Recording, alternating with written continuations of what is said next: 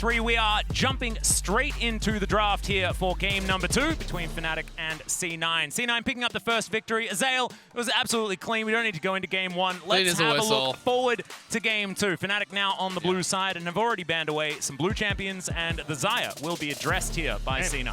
I'm curious if we get another Rumble fumble, though. Do they end up letting it through the draft here, and maybe Oscarnin get his revenge here, or is it just a case of, now we're going to move on and let maybe Fudge, okay. Yeah, it's actually going to be Fnatic who banned it away, so Oscarnin not comfortable on it. Yeah, it's interesting. Or they just feel like we want to go Ori or something like that, and they're not willing to trade. So it's interesting, but I'm really thinking, for Fnatic, it's time to mix up in the draft. Maybe a Taliyah first pick, followed up by the Ezreal second, I like how dare you. Dagon is just nodding along. He's like, okay. And then I say Ezreal, he's just, he just stop taking advantage of his jet lag, Azael. That's not very nice. The brain eventually caught up. He's like, wait just 1 second. Something's amiss here. Well, the Orianna isn't. She's going to be banned away, and we'll see what the first pick is going to be. If we were talking about some of the other series that we've seen, things like the Kai'Sa, certainly pretty high priority, but was kind of ignored in the last game. And there is the Syndra, so Humanoid, going towards the other Orb champion in the mid lane. Yeah, it did get banned away from M&S, I believe, in game number 1. So definitely something that can be strong in the early game. I'm really interested to see where Cloud9 do go from here. What is the prio going to be with some of these big picks taken off the table? What kind of a bot lane do Cloud9 want to play? Again, they're not really that style where they want to go hyper aggressive. So I would be more expecting something along the lines of the Kai'Sa for Cloud9 if they're going to go that direction. I think this is going to be M&S playing the Cassante, and it's going to be Blabber Taliyah, but there is the possibility of flex. When you think back to their game against Mad, he did so well on the Taliyah in that. Really controlled the pace of the game, kept his farm high, was able to answer plays, was able to create plays of his own. So having a double flex here on 1-2 is always nice on red side because it makes it really difficult to answer for Fnatic because you don't necessarily know where things are going, right? This could be mid or top for Cassante. This could be mid or jungle for Taliyah. I am curious, though. I was going to say, do they just go for something like the Renekton here, though, for Oscarnin? You're like, hey, look, even if we go into the Cassante, we're happy. Then if you decide to go for the Jax, you're happy. So I think you're kind of leaving yourself open here a little bit as Cloud9 to say, hey, we can just take the Renekton now. And, hey, look, we've got great setup then for the Taliyah. Oh, sorry. Yeah. And then I think it does relatively okay into the Jax early. I think you can kind of manage, but the Jax does end up, as you say, snowballing later on in the game. Well, and we might just see a Renekton now for Fudge, right? He could even just take the Renekton into the Jax if he wants. I know a lot of people online are not fans of that. A lot of pros are. They do feel that it's favored towards the Renekton, especially early. You can get that pressure rolling.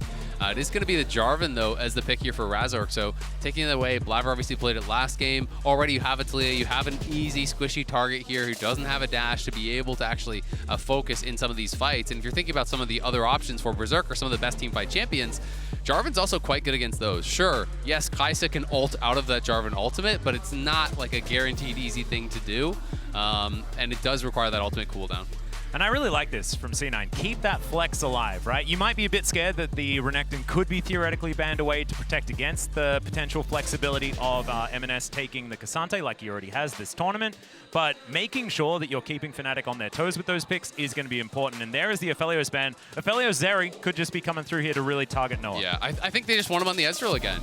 Yes, they did get towards the late game, but that was mostly, it felt like, on the back of some misplays from C9 and some great plays from Humanoid. Noah, again, to me, felt fairly absent in that game. I can't really think of anything that he did that stood out. And it's one of those things where I think C9 really want him in that type of matchup. Kai'Sa is also that kind of old school answer towards the Ezreal, so if you can push him into that preferential matchup, especially if supports are roaming, Berserker's going to be really happy in that 1v1 to be farming it up, to be getting ready for those team fights. Yeah, I'm kind of curious to see what they exactly want to go for. I think, as you say, I think it will end up being the Ezreal that they try to shove him onto. I'm trying to pinch my way through the AD carry list here just to see what even he could potentially We've seen Zeri, we've seen Kai'Sa, we've seen Varus, we've seen Lucian, we've seen a lot. Yeah, Sivir is I was going to say Sivir was the kind of one I was keeping my eye on, where maybe you've got a little bit of an opportunity to try and get away from some of the punishment that C9 has available for you, but that's actually going to be taken away. So now it is going to be a question of what Noah wants to try and go towards. I think on the opposite side, keep going for these support bans. I mean, he could go Zeri. That was banned away last game from him. Obviously, I think that was more of because they were playing with that Jarvan plus the Rumble combo, so they wanted to be able to deny that Zeri from him.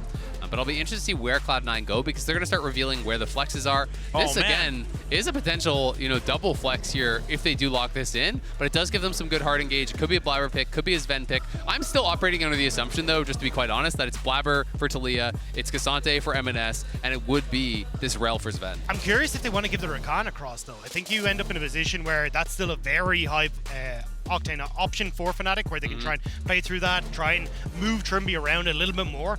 Although in the last game it was definitely Sven who was beating Trimby to the punch in a lot of those. So if we end up seeing this Ezreal then Trimby combo again, I want to see Trimby out on the map quickly. I will say though, if you go Ezreal and you go Rakan, then your lane is so weak. So maybe Cloud9 are kind of okay with that. Zeri again was banned out in that first game. There is quite a bit of CC that he has to deal with over on this Cloud9 side already, between the Cassante, the rocks that you have to deal with, as well as this aggressive Rel that could be the engage. But I'm interested to see what the final pick here is going to be for Cloud9. Yeah, they are so flexible. They can pick a whole lot of different things. If they don't like the Zeri Blitzcrank lane, if this is what Trimby is going to lock away, then they can take something else. Instead, just going to go back to the tried and true. As Trimby... They have incredible engage. Yeah, they certainly do. And he had some good moments in the last game as well. It was part of the reason why they clung onto the game for so long. And now C9, they are going to have to let us know exactly how this one is going to be arranged. And I will say, Cloud9 is very low range on their side for now. And I think it's really scary for Berserker. It's difficult to actually get involved when there's a Jax, when there's the Rakan CC, when there's the Flag and Drag, the knockup, there's the unleashed power from the Syndra as you go forward. It is going to end up being the Renekton that I talked about way earlier. So roles will kind of be what I expected. This is going to be a pretty beefy front line here for Cloud9. Rel, Cassante, and Renekton all there in front of it. And it's a lot of CC to help apply that plasma. So this does feel like Berserker and Blabber versus the world. They have got to have good games. They have got to be farming at a good clip here if we're going to see Cloud9 succeed. I think you kind of missed out on a really good Poppy angle, though, for Cloud9. If you end up playing into those flexes, like you send the Rel bot, you send the Taliyah mid, and then you end up having the the Poppy in the jungle, I think you could have set yourself up fantastically, because so Poppy much of Fnatic great, I agree. Is so short range. So we'll have to see if you can get the value out of this Renekton in the early stages, like play with Blabber towards that top side, try and get Blabber snowballing, because if you don't, you're missing out on a ton of damage from your Taliyah, and then you're heavily reliant on Berserker getting that win in the bot lane.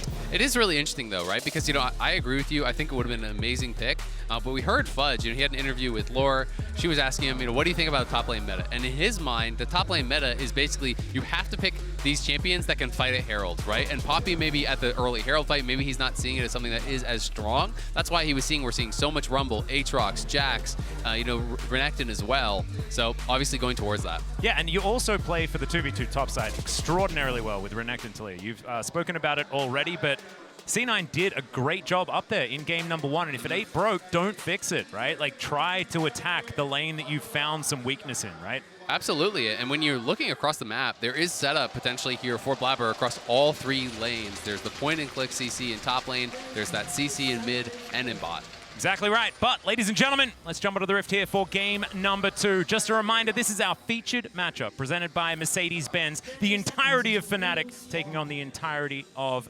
C9. So many phenomenal moments between these two teams over the years, and we're here to celebrate another one. Let's see exactly how it is going to go, because if we get a Fnatic victory, then we just get another game in what is a very historical matchup. It's actually sick to see that, because I look back at the how many times both these teams have faced off. If you include every tournament ever, right the way back to IEMs, all the All-Stars, everything like that in between, both squads are 11-11. This is actually the one that breaks the camel's back. So this is both an historic matchup, but also an incredibly close matchup that is definitely leaning Cloud9 after that last game.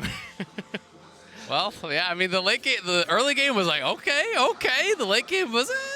No. We don't think about those. We don't think about those as just make sure that you've only got the first 20 minutes glued into your mind, and you're going to be feeling confident. You're going to be feeling happy about it. I live in a constant state of denial here as soon as I get to international events, so I can work with this. And I walked past Betty as we were coming back up to the caster desk, and he was like, Rob, just make Fnatic be better. So we banned Rumble, so already we're off to a good start. So maybe this will give a bit more of an opportunity for Oscurin to survive the laning phase. And you're not on Ezreal, which I think you fans will count as an that's absolute dub. That one guy in the audience. It's actually 1-1 now. Yeah. That's a dub for Fnatic. Well, already you can see Fudge just wanting to get towards level 3 and then start bullying on this Renekton. I was pretty impressed by Fudge's Renekton in the playoffs. despite how things went in the end. Yeah, I think that Fudge has been really solid this year, just early too, but it's going to be a trade back potentially. Yeah. Just not as dominant, because Fudge, prior to the mid lane swap where he kind of moved around back and forth positions, he was playing at his top level as clearly the best LCS top laner, but Noah? Yeah, that's a crash down. Not going to find too much more than the air as the Ignite is going to be thrown through. I wish Masteries were still there. He would have had the extra AP and AD, but not anymore. Yeah, just for the Nimbus Cloak to just retreat out of that. Had he actually gotten the crash down, he maybe could have forced a cleanse or something like that, but as soon as you miss, you are going to take a pretty bad trade on the way out. So I do like the early Ignite, just to make sure that it's not going to go too bad, you're not going to lose too much health, and put yourself in a terrible spot. Also the mental game, the warning Ignite. Yeah. It's like, this is what it could have been, buddy. You better back up, buddy. I can light you on fire at a moment's notice once the cooldown is back up. Yeah, I do like that. But I think, yeah, coming into this, I want to see a little bit more opportunity here for Razork to try and play around Humanoid. One of the big things we were talking about in the last one was Lee Sin Ori, not a great combo. Jarvan Syndra, that is terrifying, even up against the Cassandra. Yeah, he's on Vision. Crashdown is going to be interrupted there by the Grand Entrance, but still, Trimby taking a lot of damage. Berserker turning on him immediately. Nicely done. Yeah, Trimby stayed in a little bit too long. Normally on those trades in Rakan, you want to go in and you want to be able to jump back out when you're at 4 plasma, but he actually let that final plasma stack go off. Razork here lying in wait. But we'll see. They're going to move. Humanoid's coming. It's going to be a fight, potentially. Possible 3v2, but no, it's going to be a 3v3. There's the Counter-Strike. Scatter the Weak is incredible by Humanoid, but he's not quite able to finish them off. Razork in so much trouble as Fudge is looking for the kill back, but already M&S has fallen down. Colbert Meat comes through. Blabber doesn't manage to find the flick, and C9, they can't get a kill back. We're alive! Fnatic managing to get a kill off the back of that. The roam comes through early for M&S, but that flag and drag from Razork was sick to follow up on that. Yeah, great follow-up. He goes in. There's a flash scatter from Humanoid as well. Just going heavily for that play, and Fudge can't quite finish him off. It looked like it was maybe a Triumph Heal or something did come through from Razork, and they couldn't actually finish it off. So, it is this initial play where Blabber's trying to play the mind game, wait for that flip, couldn't actually get it. The double stun comes through. There's the flag and drag across 3. The flash in from Humanoid was key as well. Really nicely played there from Fnatic, but still was so close. It's really just that Triumph Heal that keeps Razork alive. Just about able to stay alive in that one. So, Fnatic managing to step away. Don't get the crab in the end, but at least it is a big win for Fnatic, especially with that kill going across to Oscarinen. That's going to accelerate that matchup. He's got the Sheen now. These trades become far easier for Oscarinen to try and play through. Shu is now on the other foot. Bit of an early game advantage here for Fnatic. We'll see how they can play through it as the game continues. C9 still pushing pretty aggressively here towards this bottom side, and that is still going to be their avenue of victory. Berserker is the guy that just has win condition written off across his forehead. See whether it is going to work out, because of course Zeri is one of those champions that does relatively well towards the later stages of the game. Humanoid just playing with M&S here in this mid lane, as you would expect at the early stages of this matchup. I do think my eyes are still focused on this 3v3 topside, though. Literally every flash in existence burnt up there, and it's like, hey, you've still got Razork up there, you still got a strong mid jungle you try and play through. Even the opportunity, if like Fudge mismanages his wave and it starts to push out, Razork can try and get up into that position. So I think there's a lot of opportunities for Fnatic. So I'm looking to see how Blabber can try and get in and disrupt that, try and get some vision down so he can spot plays like this from Razork.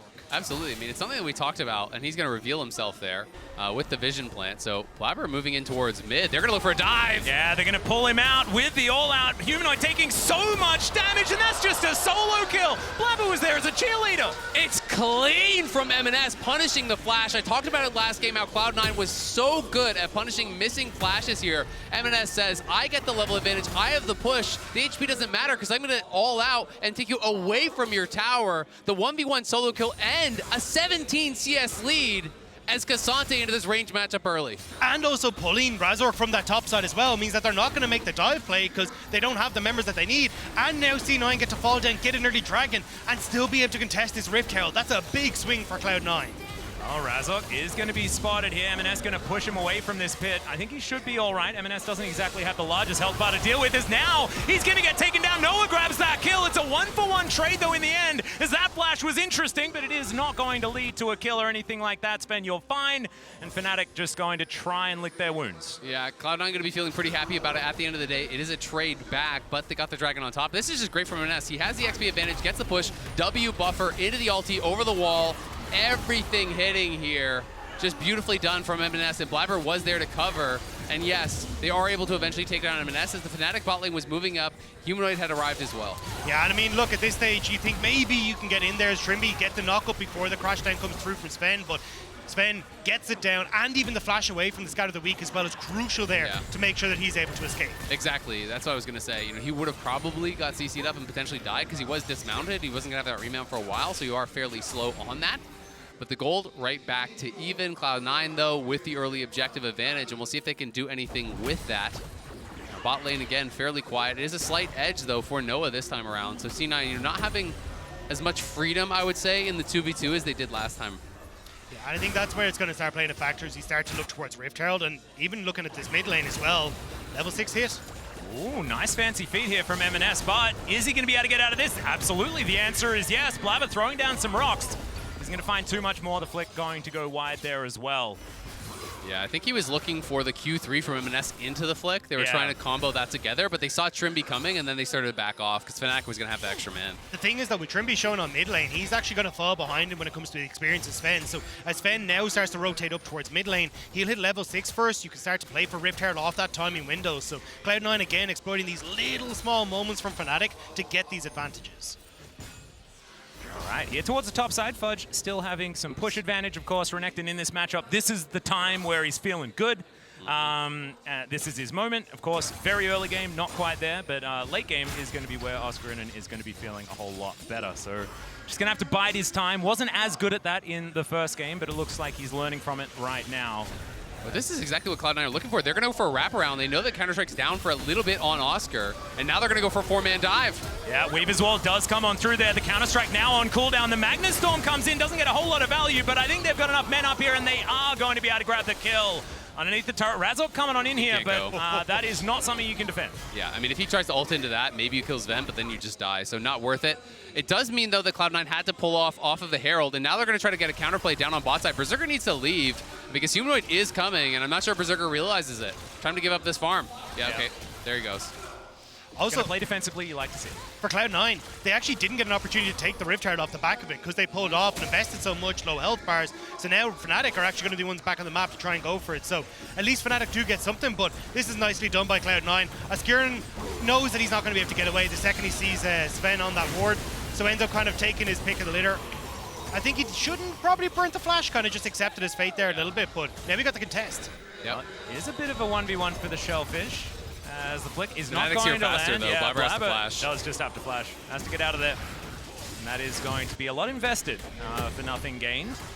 Trimby clearing out vision here as well. Fnatic, it feels like they're revitalized moving into this one. They're looking a lot better in this second game. It's 2 plates taken on bot side. Yes, you get that dive on top side, but it meant that Cloud9 didn't get the Herald. You know, so there is Fnatic, you know, fighting back much more heavily. And yes, Oscar still, honestly, even with that first blood, not doing that great in the 1v1. He is down that 50 CS because of that dive. You know, they were kind of able to get Fudge back into a better spot. But he's still in a massively better position than he was last game, and he's going to scale really well into the side lane, where Fudge is going to have a lot of trouble. I do think the next passage of play, though, is probably going to define a lot of this game, which is going to be the Dragon. You've got Rift Herald now up and available for Fnatic. They can try and play off of mid lane, where they can use the Herald, then start to lean in towards Dragon. They're already trying to set up vision in this bottom quadrant. There's Cloud9 to try and deny a lot of that, so I think Cloud9 going to look to see if they can try and fight this off of what will be their initial mythics coming through, but it's still going to be very, very tough with how much control Fnatic can have with Trimby, Razork, and even a Humanoid Scout of the Week. Absolutely.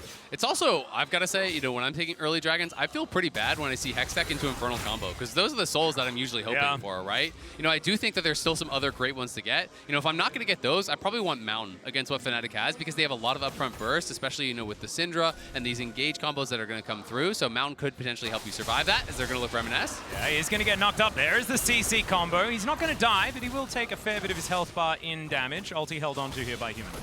And that's the nice thing about First Strike in these matchups. You know, when you're playing up against a tank here like Asante, you're just farming gold off the guy, right? He has the early Leandries. He's getting that gold acceleration. Blabber here looking for a potential anchor for the ulti to try to cut off Humanoid. There it is. Yeah, it is going to come on through here. Trimby finds the grand entrance onto Sven, just trying to keep him in position. Razork over the wall. There is the Magnus Storm, but doesn't get a lot of value. The flick does come back from Blabber, but Sven's already dead. The all-out comes on through, and Razork's just out of there. Fnatic, they've just turned it around here in this early game this time. I mean, Trimby tanking up the turret as Razork gets pulled underneath. It means that Razork doesn't actually take the terror shots. He's able to flag and drag, and now Fnatic turn over towards the Dragon. Big play for Fnatic. Yeah, really close fight, though. You know, both Razork and Trimby getting out with really low HP. Cloud9 just can't finish off those kills, which really hurts because it means they lose the fight, they lose the objective after, and Fnatic in a much better position. Demon was trying to hold on to this flash as long as he possibly could because Trimby's just playing bodyguard. He's trying to delay Sven, but when Sven eventually does get in range there, he knows he has to flash back. But it does mean there's the immediate turnaround. Sven flashes out, but the ulti is there to finish, and then in comes M&S with the ulti pulling Razork back, but the flag and drag is back off cooldown. Trimby barely survives, Razork barely survives, and Fnatic get the Dragon. A huge win. And it's so frustrating as well for C9 because the more you just barely miss out on these kills, the less of those opportunities that you have because you miss out on all of the extra gold, and that snowballs on top of itself, and then you get a difficult situation. Well, and here's one thing I will say that does make it more difficult against this sort of comp as Trimby. Trimby going to be interrupted there. He's burning, and that is going to be Blabber picking that one up. So yeah, wasted flash.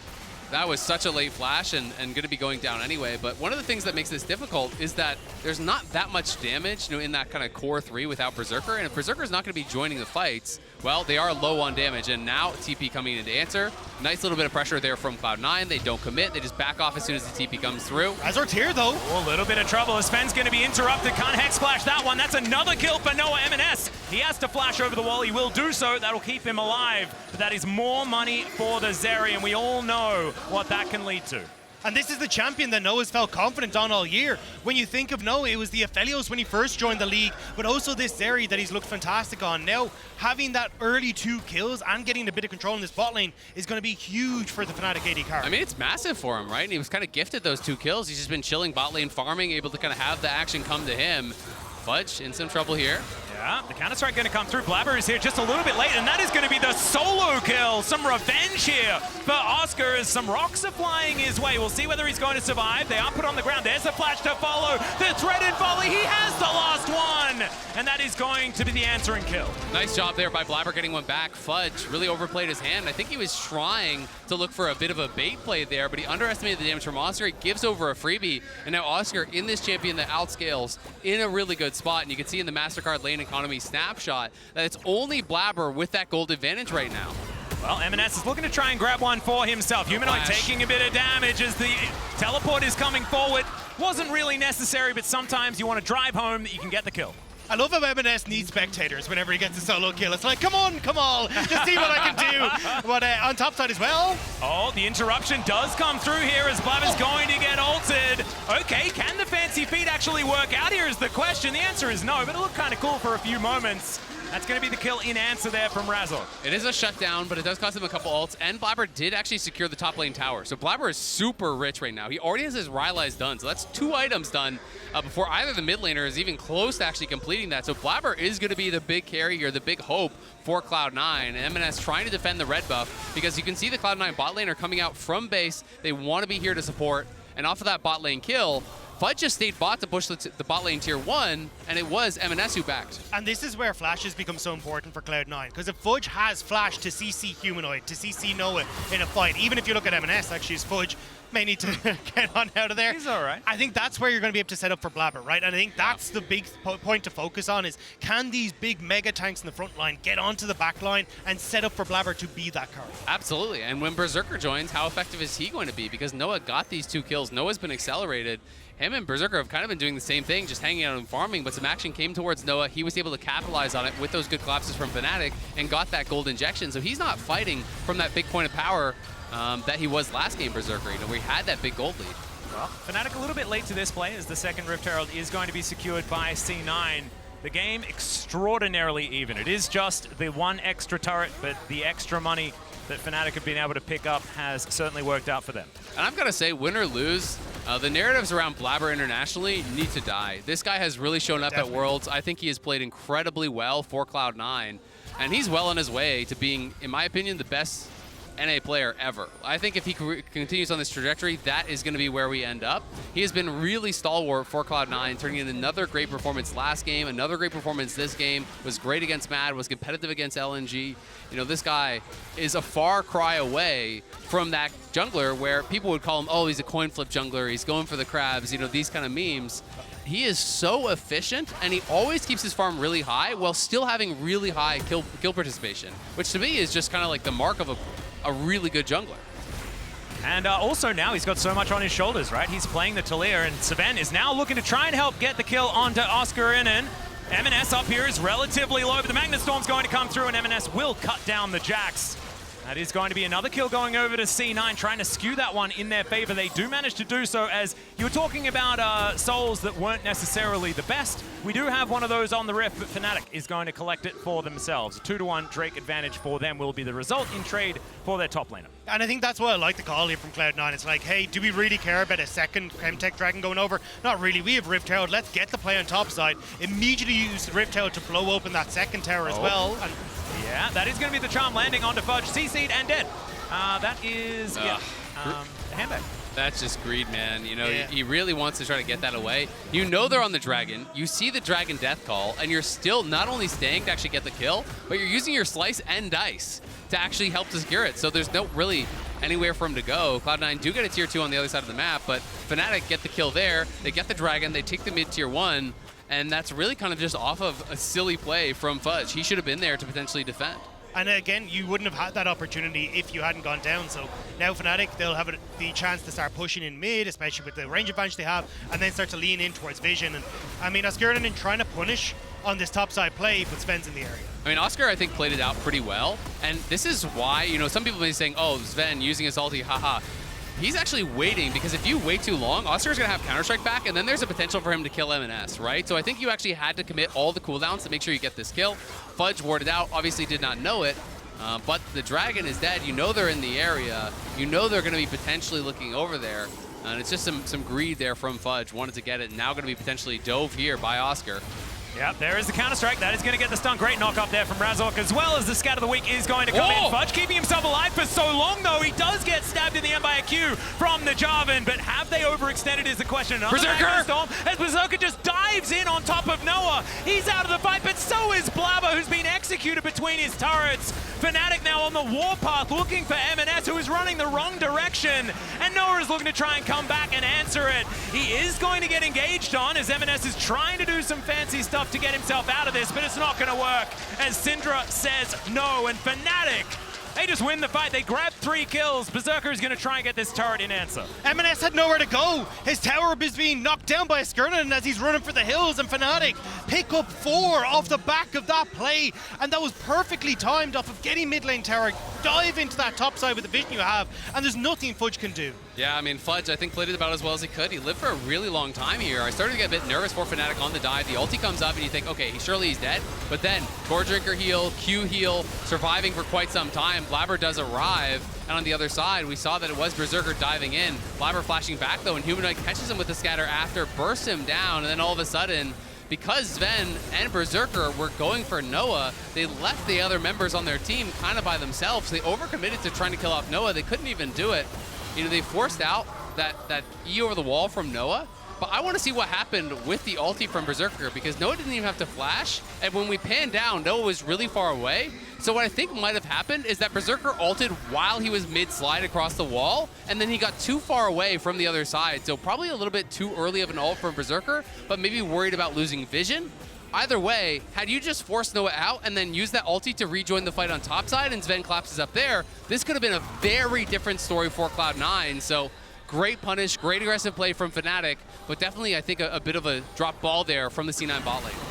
Well, Scat of the Week going to come through. Humanoid has just been fantastic. I mean, this whole series, to be honest, he was the ray of hope for Fnatic in game number 1, and is now just landing all of these scatters. Another one going to be missed there, but of course, M&S has to dodge to get himself out of the way. And the other thing worth mentioning is this is not the old Syndra, right? Syndra scales up, you farm those splinters, you get to 100, you really do have a powerful late game here. The lone kind of weakness is your lack of mobility, so it's going to be up to Cloud9 to try to pile in on top of them and punish that. And that's why I like the Cosmic Drive second here. I mean, you hit 3 of your spells, you're going to get that movement speed, gives you the opportunity to try and run yourself out of blabbers, knockups, try and get away from Fudge. It actually gives you a huge amount of opportunities to try and avoid what Cloud9 are want to do, and as long as you do that, I mean, Skirnanen down in this side lane, he's an absolute monster. 2 items compared to the 1 of Fudge. He'll start to work his way through these towers, and Fnatic, having that mid lane tower down, are now looking to maybe punish Fudge again. Yeah, I mean, they're doing a really good job of just pressuring him off of this, as Trimby...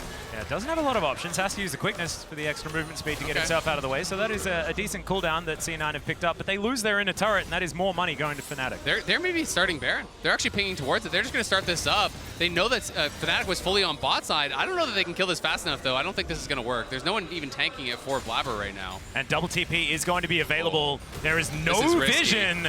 As I think this might just be a Hail Mary. Let's see what can happen. Is the turn going to come through from C9? And instead, they're just going to get themselves out of here if they can. Sven trying to do what he can to keep them away as he dives in. There's the Magnus Storm, but where's the follow-up? The rest of C9 looking to move on over, and that is the Baron secured by Fnatic. Thanks for the leash, I guess, as Noah is looking for even more. Blabber's going to go down. M&S might be able to get one, but the answer is no, because there's a Mega Blast Cone down there to keep the Jax alive, and now it is a disaster for C9. The Crocodile goes down once again, and Razok just needs 1 Q or a smite to take down the kill onto Berserker. That went from bad to real bad real fast. This worked for Cloud9 against Mad Lions, and they were like, hang on, maybe we can pull it again against the EU team, but it's not the case. Fnatic come into the area quick, and they punish C9 fast. Yeah, I thought that C9 was just going to try to get a Fnatic TP and then just back off, right? I thought that's all they were going to be looking for, but they tried to actually set this up. Sven goes in for the re-engage, but the Baron has just been leashed for Fnatic. Sven, sure, it's a multi-man engage, but no one's there to follow up. Blabber and Berserker are not in range whatsoever. They try to file in here to get there, and they just get hard engaged on. So this is an absolute disaster from Cloud9. I didn't feel like the game was in that desperate of a spot, and now Blabber's just going to get one shot. There's a lot of power to unleash there, and you saw Blabber wasn't able to handle it, and it's just going to be a quick pick-off there for Humanoid, who is just running away with this game.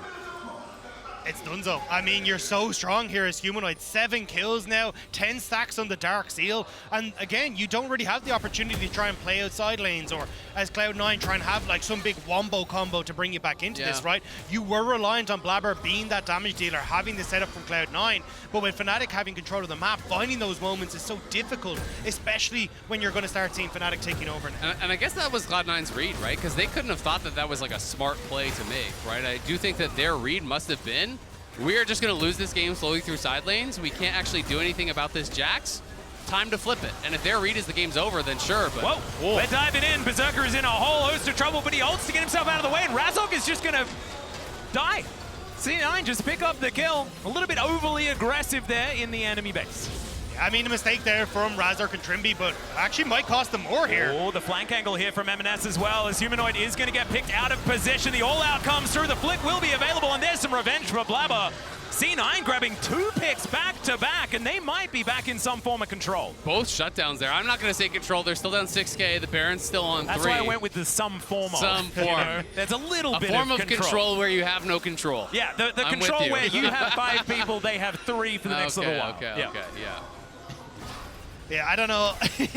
I mean, look, it happened in the last game where Fnatic got 1 or 2. It kind of started to come back, but here's the thing. I think that the compositions are so different, right? I believed in the Orianna more because Humanoid was playing so well, and he was on a pick that I think A, had great wave clear, and B, had really huge team fight impact.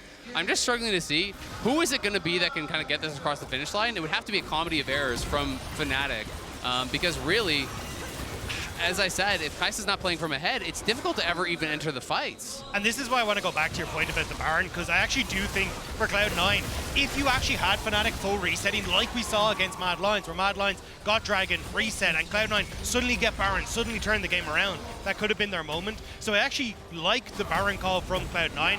As you say, I think it's a case of, at this stage, even with picks like this, I don't really see a way for Cloud9 to try and bring themselves back into this game. Yeah, it's really, really tough, right? So, you know, you always have to keep in mind what the player's evaluation is in the game state, and if you think the game's already lost, then any play with some small chance is going to be better than doing that. And I mean, look at the total damage done here. It has just been Humanoid just poking away at M&S all lane long, farming so much gold with the first strike, and he's in a great spot. And C9 got nothing to do but look for plays. We'll see if they can find one here. Yeah, Oscarina is going to use that counter-strike, try and keep himself up, is able to leap strike towards the ward to get out of the flick, and he'll be A-OK. Oh, Jax things. Absolutely fantastic. He's going to be fine. And Fnatic now look to move into the enemy jungle here towards his top side. 4-man strong, as Razok is going to pull himself over to his flag.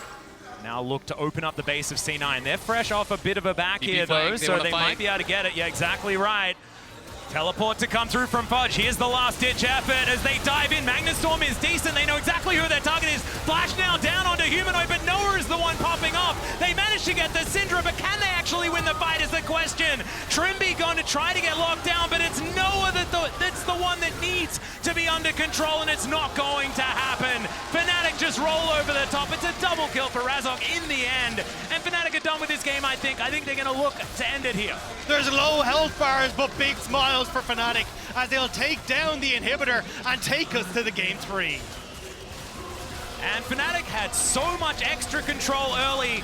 They are going to be able to take these Nexus turrets down and with momentum move towards the game number 3. For C9 fans, though, they can move back towards that blue side in this deciding game, but I think they're going to have to try and figure out a better plan of attack if Fnatic can fix their early game like they have.